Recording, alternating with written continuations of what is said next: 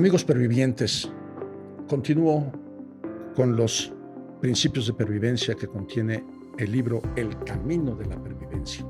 La capacidad que todos tenemos de poder seguir adelante con nuestra vida pese a todos los obstáculos que enfrentemos. Algo diferente a la palabra sobrevivencia o a la palabra resiliencia. Sobrevivir, salir adelante por casualidad de una situación caótica y que te iba a ocasionar la mismísima muerte. Resiliencia, la capacidad para adaptarte en tiempos turbulentos a esas nuevas circunstancias turbulentas. Pervivencia, seguir adelante, no quedarte estancado, no abandonar tus ideales, no abandonar tu vocación, no abandonar el objetivo que quieres lograr. Y para eso se necesitan muchas condiciones que narro en El Camino de la Pervivencia, 30 principios para lograr todo pese al tiempo, el dinero y los demás. Reconoce un camino en cada coincidencia. Principio de pervivencia número 13. Reconoce un camino en cada coincidencia. Cuando estaba escribiendo, consulté el I Ching y me contestó el hexagrama número 8, la solidaridad. Y me dijo, la solidaridad trae ventura. Indaga el oráculo una vez más. Óquela. Y como lo que me dijo a continuación no me hacía ninguna relación con lo que yo estaba consultando, ¿no? Reconoce un camino en cada coincidencia. Me aboqué a volver a tirar las monedas y volver a consultarlo. Así es el I Ching, ¿eh? A veces es un cabrón que te regaña, a veces es un sabio que te aconseja, a veces es alguien que te redirige, como en este caso. Consulta el oráculo una vez más. Pues lo hice. Y entonces me mandó al hexagrama 40 la liberación, que por cierto, lo traté el día que hicimos una pregunta abierta, fue el que me salió. Pues es una coincidencia. ¿Será? Porque el principio que te estoy relatando se llama reconoce un camino en cada coincidencia. Sí, la liberación. La liberación es propicio el sudoeste y si ya no queda nada donde uno debiera ir, es venturoso el regreso. Si ya no queda nada a donde uno debiera ir, es venturoso el regreso. Ajá. Pero si todavía hay algo a donde uno debiera ir, entonces es venturosa la prontitud. En mi caso se adapta perfecto a lo que viví. Yo todavía tenía mucho a dónde ir. Yo no podía regresarme hacia esta dirección del sudoeste, que como ya vimos en unos cuantos capítulos antes, es el punto cardinal, el sudoeste, donde se establece una relación a el lugar donde regresa todo a la normalidad, a la vida común, después de haber vivido muchas cosas diferentes, dificultades o un éxito pasajero o algo donde tú tienes que regresar a la vida normal para reinventarte. Entonces, en este caso, se pone preciso en el momento de vida de aquel entonces. Coincidencias en la vida. ¿Te ha pasado alguna vez que estás hablando acerca de alguien y ese alguien se te aparece? Y hasta le dices, hombre, hablando del rey de Roma. ¿Verdad que sí, a todos nos ha pasado? ¿Coincidencia? Qué raro, ¿no? ¿O te ha pasado la coincidencia de haber asistido a un sitio en especial? Un simposio, una conferencia, una fiesta, y ahí conociste al hombre, a la mujer, que después se convirtió en tu compañía de por vida. ¿Qué hubiera pasado si no hubieras asistido a esa reunión, a esa fiesta? Tu vida habría cambiado, ¿verdad? ¿Coincidencia?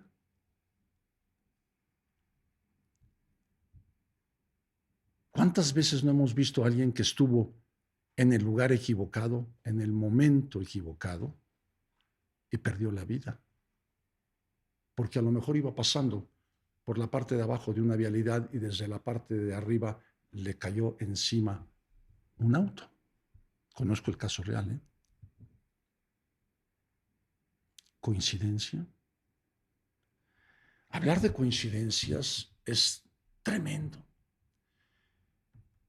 He aprendido a lo largo de mi vida que las coincidencias no existen. Lo que existe son circunstancias aleatorias que encierran un mensaje dentro de sí. El problema es que este momento aleatorio donde coinciden personas, elementos de lugar y tiempo, pues como el mensaje que encierra es oculto, no podemos reconocerlo. Y entonces lo hacemos como, me pasó algo más y no tiene importancia. Si tú cambias el chip y empiezas a ver las coincidencias, sobre todo aquellas que te son notorias, como algo que te está poniendo la vida para que entiendas el mensaje que lleva implícito, empezarás a encontrar el mensaje. El mensaje se te irá revelando poco a poco. Te voy a contar cómo ingreso yo a la televisión. Yo trabajaba en la tienda de mi padre, que se dedicaba a la compra-venta de electrodomésticos. Llegué a ser hasta director comercial. Y entonces abre en ese entonces un camino, no un camino, abre en ese entonces, es que sí fue un camino diferente para comercializar los electrodomésticos, que fue el organismo que el gobierno crea llamado Fonacot. Es decir, un organismo que a los trabajadores les daba financiamiento para comprar. Te lo descontaban de nómina a las empresas. Y prácticamente ya tenías el crédito dado porque te lo iban a descontar de nómina a fuerza, aunque no quisieras. Entonces contabas con el crédito. Pero el interés era prácticamente nulo. Era un beneficio para los trabajadores. Yo tenía que atender a Fonacot. También existía en ese momento la Procuraduría Federal del Consumidor, la Proconsu, como se conoce ahora. Y yo tenía que atender las quejas de quien compraba una televisión y se le descomponía. Entonces llegaba yo y decía, no se preocupe, le vamos a dar el servicio a su televisión, para eso tiene garantía. Estos temas me llevan a ser invitado a un programa de televisión que conducían en aquel entonces, 1978, don Fernando Marcos, googleenlo y van a ver la personalidad que fue en el mundo de la crónica deportiva, un hombre muy culto además, don Fernando Marcos, y Talina Fernández, a la sazón una jovencita que estaba haciendo ejerciendo sus grandes dotes como comunicadora, guapa, inteligente, simpática, glamorosa, y hicieron esta pareja que funcionó muy bien, don Fernando Marcos y Talina Fernández. ¿Otra coincidencia? Resulta que mi primera aparición en televisión fue con Talina Fernández.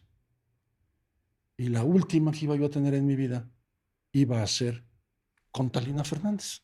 Nada más que 14 años después, casi 14 años después. ¿Coincidencia? Salgo entrevistado por ellos dos sobre el tema de la Procuraduría Federal del Consumidor y Fonacot y estas cosas, ¿no? Cómo funcionaban. Ya, un tema bastante árido, pero ellos lo supieron llevar con simpatía. Salgo entonces en televisión, yo con 27 años de edad. Termina el programa, llego a mi casa y en el mismo edificio donde yo vivía un señor llamado Oscar Brooks, googleenlo, importantísimo director del cine de oro mexicano, don Oscar Brooks. Jason Producciones se llamaba su compañía, porque él era Oscar Jason Brooks. Y el señor Brooks, por coincidencia, vivía en el penthouse del mismo edificio donde yo había comprado mi departamento pequeño de recién casado. A crédito, por supuesto, lo compré. Y entonces me habla por teléfono y me dice, oye, Víctor, te acabo de ver en la tele. Que el señor Brooks hubiera tenido prendida la televisión al mediodía, donde el programa Aquí entre dos se transmitía. Caray, ¿coincidencia? ¿Qué hacía el señor Brooks viendo la televisión a esa hora y en su casa? Te vi, Víctor. ¿Y sabes qué? Funcionas en la televisión. Eso es lo tuyo. Eres un natural, ¿no? Eres alguien que debería estar en la comunicación de manera natural. Pues sí, Oscar, le dije, de hecho, mis estudios vocacionales siempre dijeron que yo debería estar en el mundo de la televisión y resulta que mi papá dijo, sí, pues vas a estudiar administración de empresas. Ya les dije que los baby boomers fuimos la última generación que obedeció ciegamente a sus padres, ¿no?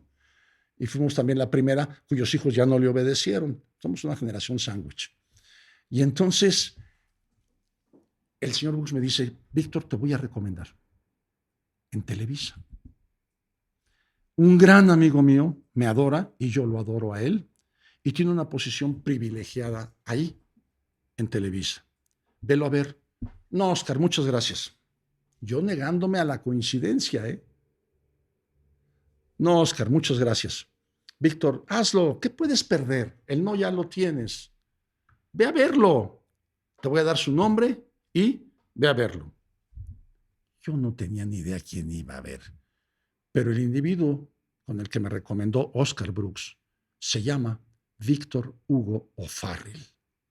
A la sazón, el vicepresidente más poderoso en el mundo artístico en Televisa. Él manejaba todo, todo.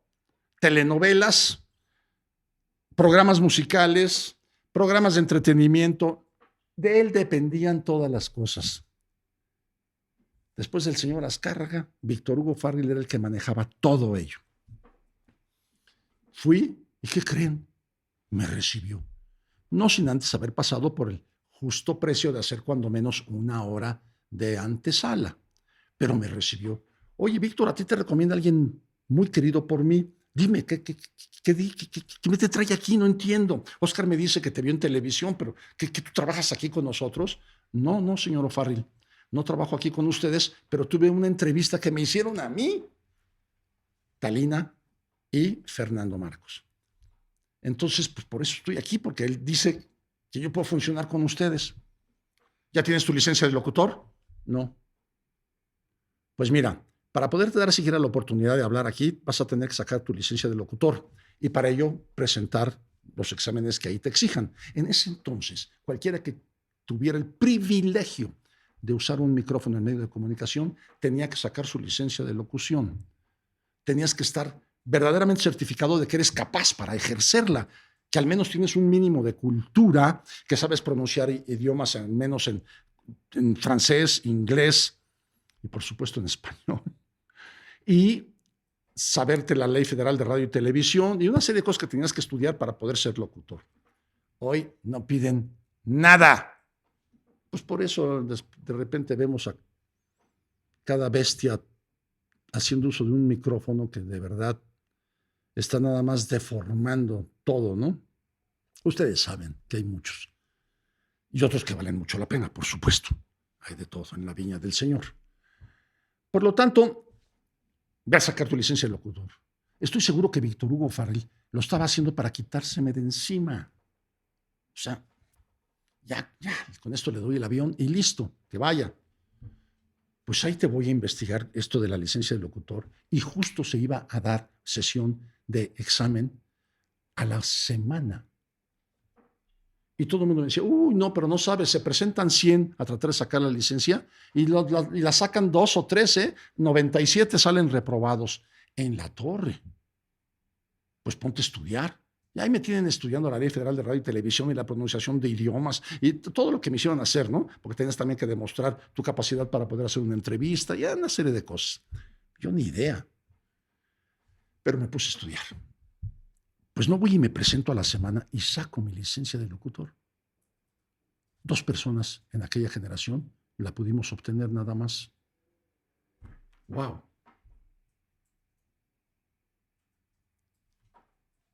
Regreso a la oficina de Víctor Hugo Farril y vuelvo a pedir cita y que le dijeran al señor que ya cumplí el requisito. Me recibe y me dice, ¿cómo? Si nos acabamos de ver hace 10 días y ya tienes la licencia de locutor. Sí, señor O'Farrill, aquí está. Ay, tocayo, ya háblame así de tú. Yo soy Víctor Hugo, tú eres Víctor Manuel. Pues ándale, los dos somos Víctor, dime tocayo. Ok, tocayo, pues muchas gracias. Sí, ya tengo la licencia de locución. Y me dice, bueno, perfecto, Y se quedó pensando como diciendo, ¿y ahora qué hago con este cabrón?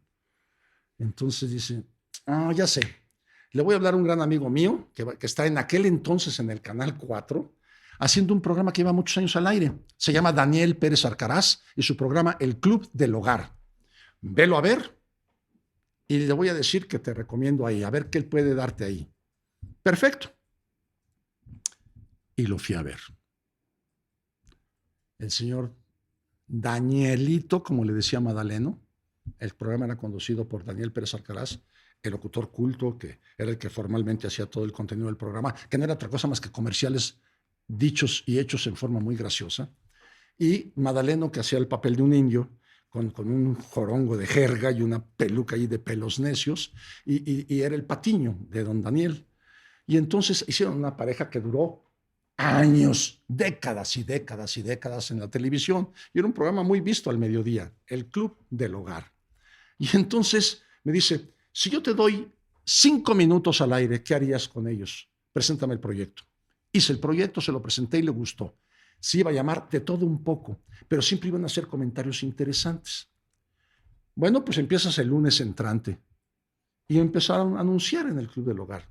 Se burlaban de mí, criticaban mi apariencia. Recuerdo un día que fui vestido con un traje, pues me pareció que era un traje de un color interesante, era como un rosa, pero no crean que un traje rosita, ¿no? Es de lo que se vendría llamándose palo de rosa, que es un rosa muy opaco, pero que tira un poco hacia café, ¿no? Es un color interesante, un color que en ese entonces estaba muy en boga en los trajes españoles, y yo había comprado mi traje en España. Y entonces me lo pongo para la tele, ¿no? Yo dije, acá va a llamar la atención. Y sí la llamó, pero para que me hicieran burla. Empezaron a tocarme el tema de la Pantera Rosa. Turun, turun, turun, turun, turun, turun. Y a partir de ahí, siempre que me presentaban, no importa cómo iba yo vestido, me tocaban el tema de la Pantera Rosa. Y don Daniel me decía, y ahora con ustedes la sección de don Víctor Gordoa, el charlatán del Club del Hogar. Y ya era un sketch que teníamos él y yo. Oiga, don Daniel, no diga eso. La gente de veras va a pensar que todo lo que yo digo aquí es mentira. No, señor Víctor, ¿usted es el charlatán del Club del Hogar? ¿Ah, sí? Claro que sí. Es que charlatán bonito. Ya la gente se reía y seguíamos adelante. Entré a la televisión. ¿Coincidencias? Fíjense cuántas. La invitación que me hicieron para salir en el programa Aquí Entre Dos, de Talina y don Fernando, fue hecha por un primo hermano mío, el casado con una prima hermana. Y si no hubiera sido mi primo, porque él era el productor de ese programa. Luego que la entrevistadora fue la Talina Fernández, quien a la postre iba a ser la persona con la que incluso iba a tener yo una compañía de producción. Ya les contaré la historia. Luego que mi aparición en una entrevista fugaz la haya visto el señor Brooks, que él haya sido verdaderamente una gente querida de Víctor Hugo Farrell, por lo tanto Víctor Hugo me recibió. Si no, ¿saben cuándo me hubieran dado una cita? Never de Limón la Never.